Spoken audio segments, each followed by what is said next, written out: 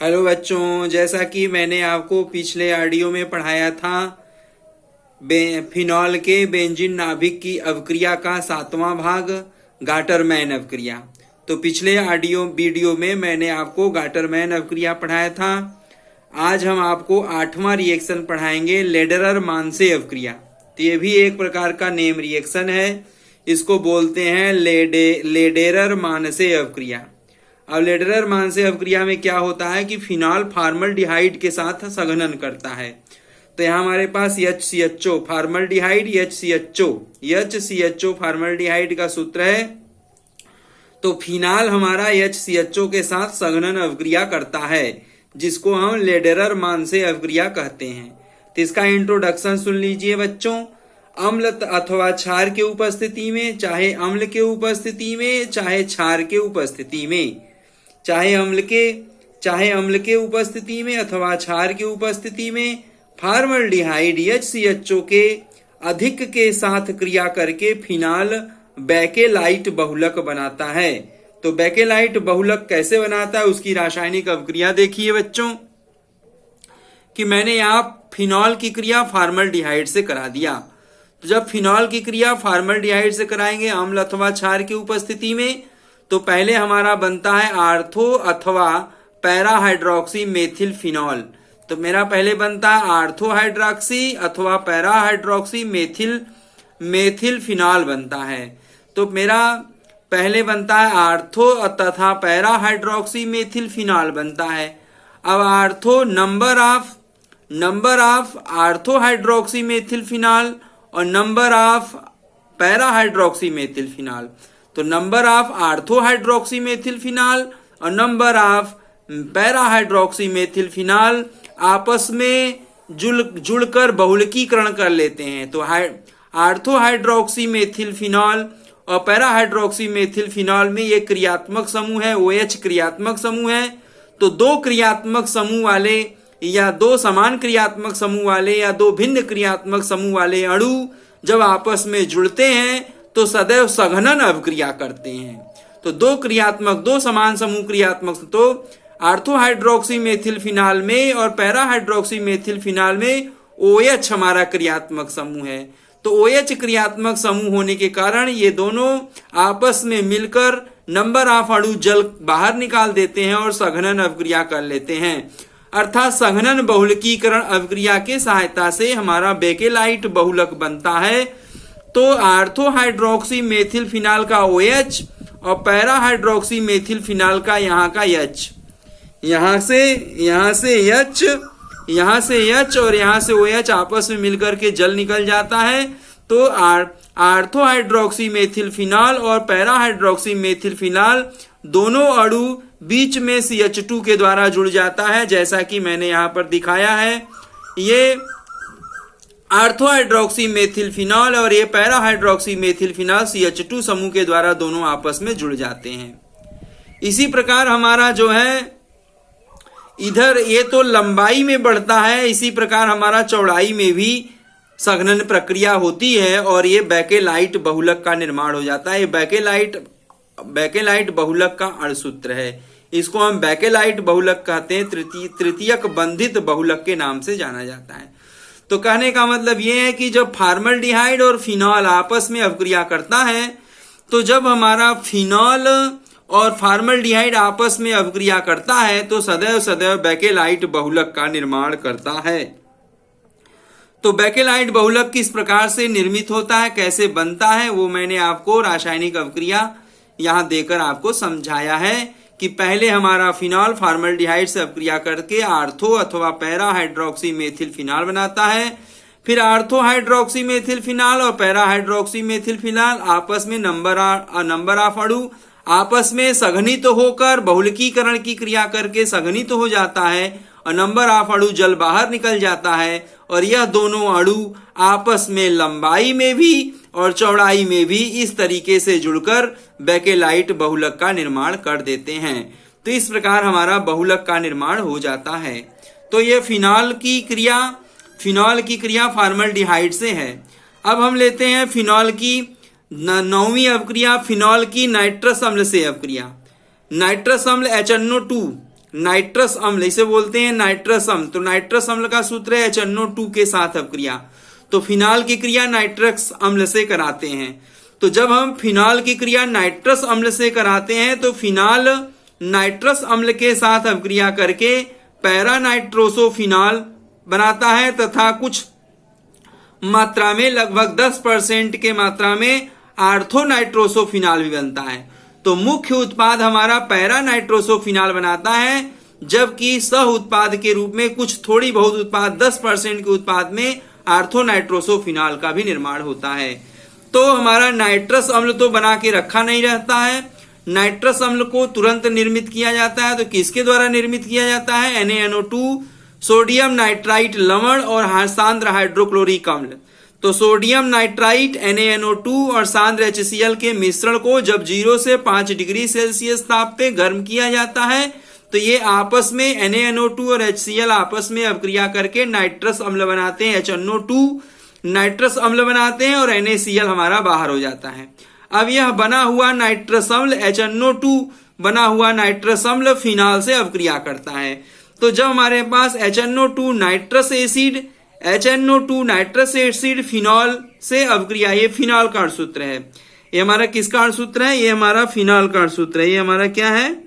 Phenol है, phenol है। और ये हमारा क्या है? नाइट्रस एसिड है, NiTROUS, नाइट्रस एसिड। तो हमारा फिनॉल नाइट्रस एसिड से HNO2 से अपक्रिया करता है तो 90% पैरा नाइट्रोसोफिनॉल और 10% आर्थो नाइट्रोसोफिनॉल का निर्माण करता है। तो इस प्रकार से जब भी हमारा फिनॉल की क्रिया नाइट्रिक अम्ल से कराते हैं, जब भी हम फिनॉल की क्रिया नाइट्रस अम्ल से कराते हैं तो फिनाल हमारा नाइट्रस अम्ल से अपक्रिया करके सदैव पैरा नाइट्रोसोफिनॉल मुख्य उत्पाद और 10% आर्थो नाइट्रोसोफिनॉल का निर्माण करता है।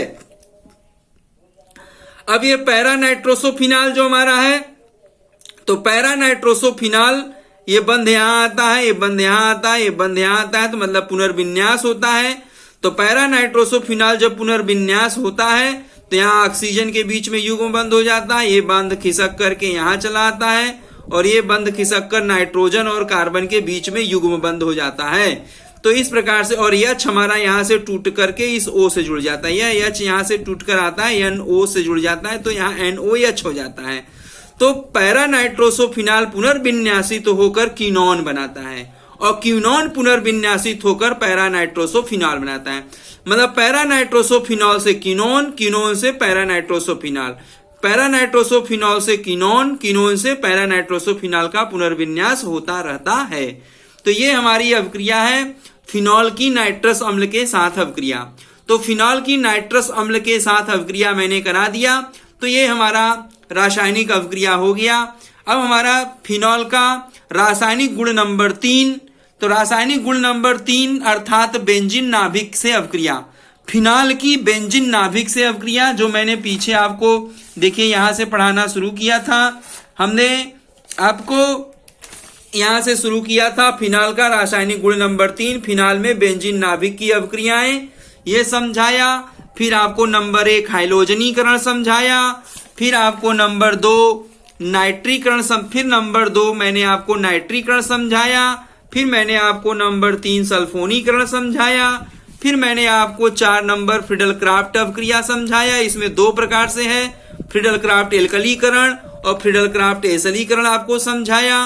उसके बाद मैंने आपको पिछले ऑडियो में कोल्बे स्मिथ अपक्रिया, चौथी अपक्रिया कोल्बे स्मिथ अपक्रिया समझाया। फिर आपको मैंने 6वीं रासायनिक अपक्रिया आपको राइमर टीमन अपक्रिया समझाया।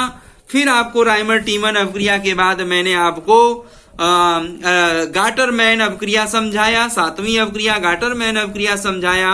और इस ऑडियो में आज मैंने आपको 9वां रासायनिक अपक्रिया, 8वां रासायनिक अपक्रिया पढ़ाया, लेडरर मानसे अपक्रिया, माने फिनॉल की फॉर्मल्डिहाइड के साथ अपक्रिया आज इस ऑडियो में मैंने आपको समझाया।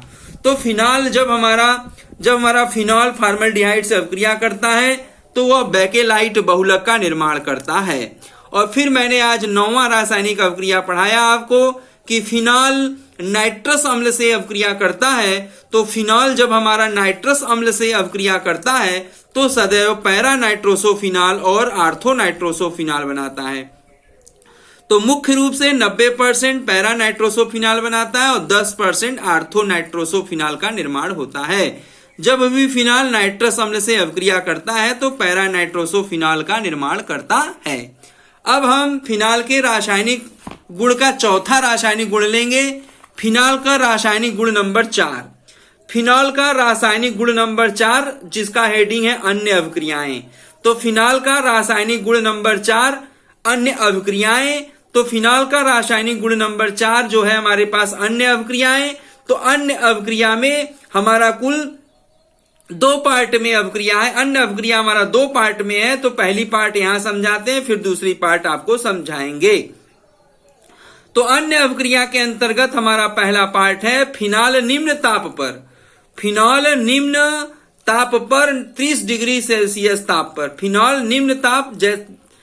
निम्न ताप मतलब 30 डिग्री सेल्सियस ताप पर क्षारीय माध्यम में, किस माध्यम में? क्षारीय माध्यम में बेंजीन डाइजोनियम क्लोराइड से, क्षारीय माध्यम में बेंजीन डाइजोनियम क्लोराइड से युग्मन करके नारंगी लाल रंग का निर्माण करता है, लाल रंग का रंजक का निर्माण करता है। तो जब हमारा फिनॉल निम्न ताप पर लगभग 30 डिग्री सेल्सियस ताप पर क्षारीय माध्यम में बेंजीन डाइजोनियम लवण से अभिक्रिया करता है तो युग्मित होकर नारंगी लाल रंग का रंजक का निर्माण करता है। देखिए कैसे।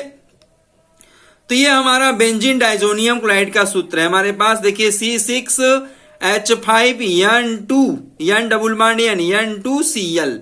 तो C6H5N2N2Cl इसको हम बोलते हैं बेंजीन डाइजोनियम क्लोराइड। ये बेंजीन डाइजोनियम क्लोराइड का सूत्र है और ये हमारा फिनॉल का सूत्र है। तो फिनॉल का पैरा स्थान का हाइड्रोजन, तो फिनॉल के पैरा स्थान का हाइड्रोजन और डाइजोनियम क्लोराइड का क्लोरीन आपस में मिलकर के NaCl हमारा बाहर निकल जाता है। आपस में हमारा क्या निकल जाता है? NaCl बाहर निकल जाता है। तो हमारे पास ये 30 डिग्री सेल्सियस ताप पर NaOH क्षार की उपस्थिति में diazonium chloride, benzene diazonium chloride का क्लोरीन और फिनॉल के पैरा स्थान का हाइड्रोजन आपस में मिलकर HCl बाहर निकालता है। आपस में मिलकर क्या निकालता है? HCl हमारा बाहर निकल जाता है। ये HCl हाइड्रोक्लोरिक एसिड हमारा बाहर निकल जाता है। HCl हमारा बाहर निकल जाता है और ये दोनों बेंजीन डाइजोनियम लवण और फिनॉल आपस में फ्यूज हो जाते हैं। तो यहाँ फ्यूज हो जाते हैं तो कैसे? देखिए डाइजोनियम क्लोराइड में N डबल बॉन्ड N हो गया, यहाँ से क्लोरीन निकल गई। देखिए क्लोरीन निकल गया तो फिनॉल आकर के इससे फ्यूज हो गया।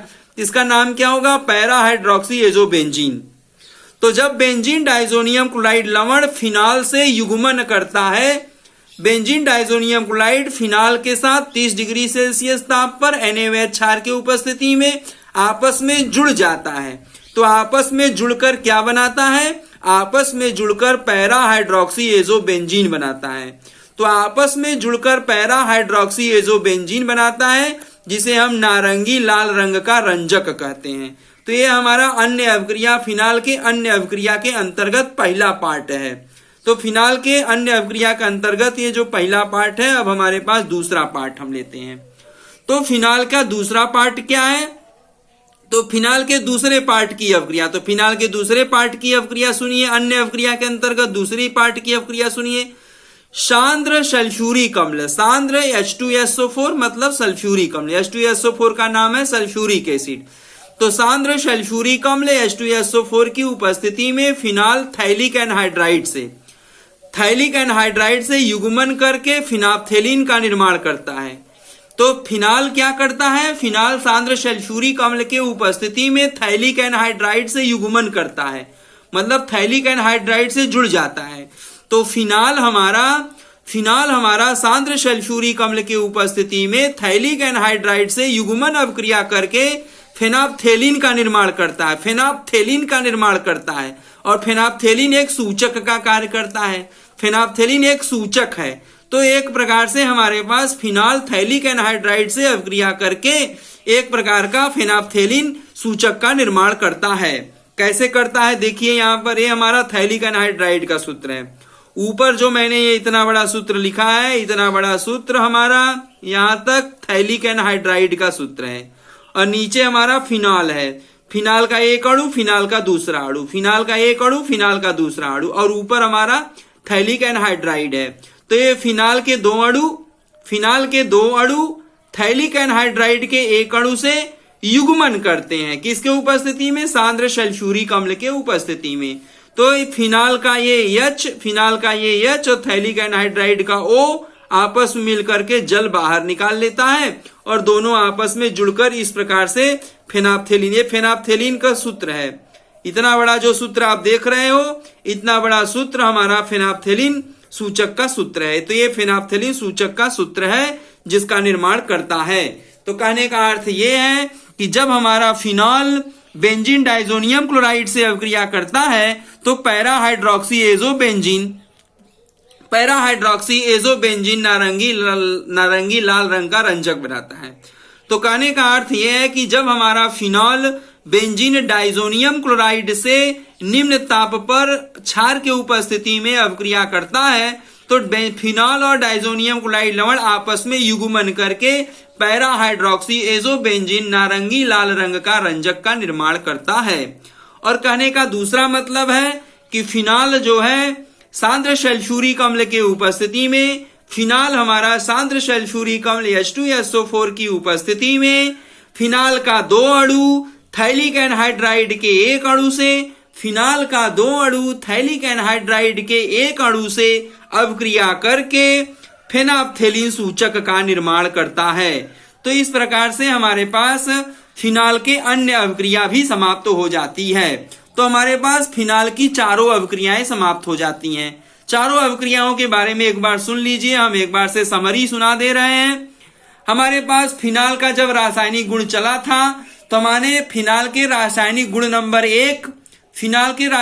नंबर 1 में फिनॉल के अम्लीय गुण की व्याख्या मैंने आपको बताया था, और दूसरा मैंने फिनॉल के रासायनिक गुण नंबर 2 में मैंने आपको सिखाया था फिनॉल में OH समूह की अभिक्रिया।